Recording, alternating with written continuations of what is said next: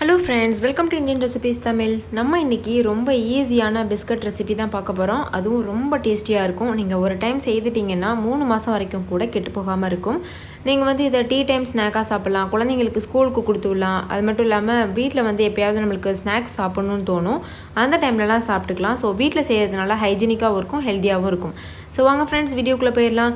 வீடியோக்குள்ளே போகிறதுக்கு முன்னாடி இவங்க எல்லாருக்கிட்டையும் ஒரு அன்பான ரெக்வஸ்ட் இருக்குது. நம்ம சேனலை சப்ஸ்கிரைப் செய்யாத நண்பர்கள் சப்ஸ்கிரைப் செய்துக்கோங்க. ஃபஸ்ட்டு இந்த ரெசிபி பண்ணுறதுக்கு ஒரு மிக்சிங் பவுலில் அரை கப் அளவு சர்க்கரையை நல்லா வந்து மிக்சியில் பொடிச்சிட்டு சேர்த்து வச்சுருக்கேன். பாருங்கள், இந்த மாதிரி நல்லா பொடிச்சிக்கிறணும். அரைக்கிறதுக்கு முன்னாடியே வந்து சர்க்கரையை அளந்துக்கோங்க, அப்போ தான் வந்து உங்களுக்கு கரெக்டாக இருக்கும் ரேஷியோ. ஸோ அரை கப் அளவு சர்க்கரை எடுத்துகிட்டு நல்லா மிக்சியில் அரைச்சி சேர்த்துக்கோங்க இந்த மாதிரி.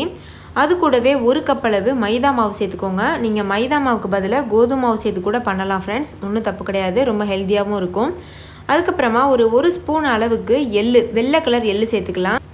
கூடவே ஒரு ஸ்பூன் அளவு நெய் சேர்த்துக்கோங்க. அடுத்து தேவையான அளவு தண்ணி சேர்த்து சப்பாத்தி மாவு பதத்துக்கு நல்லா வந்து பிசைஞ்சிக்கிறலாம்.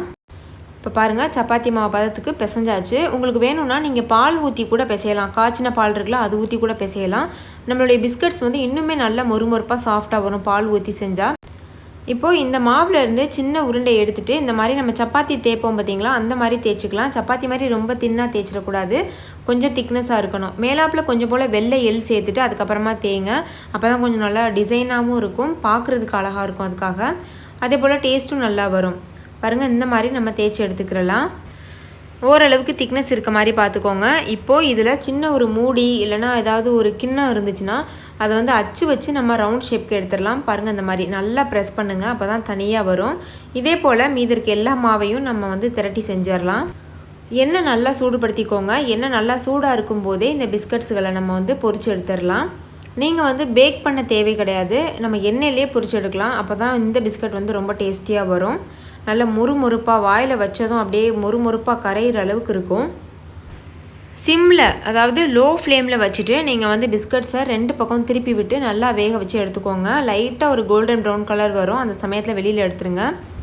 அவ்வளோதான் ஃப்ரெண்ட்ஸ், நம்மளுடைய பிஸ்கட்ஸ் வந்து சூப்பராக தயாராகிடுச்சு. இது நம்ம வெளியில் எடுத்துடலாம். நீங்களும் இதே போல் ட்ரை பண்ணுங்கள். நல்ல முறுமுறுப்பான கிறிஸ்பியான பிஸ்கட் நீங்களும் செய்து பாருங்கள்.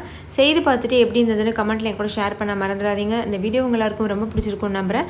பிடிச்சிருந்தால் லைக் பண்ணுங்கள், உங்கள் ஃப்ரெண்ட்ஸ் கூட நிறைய ஷேர் பண்ணுங்கள். ஸோ அவங்களும் பார்த்து பயன்பெறுவாங்க. இன்னொரு சூப்பரான ரெசிபியோடு நான் உங்களை சந்திக்கிறேன். தேங்க்யூ, பாய்.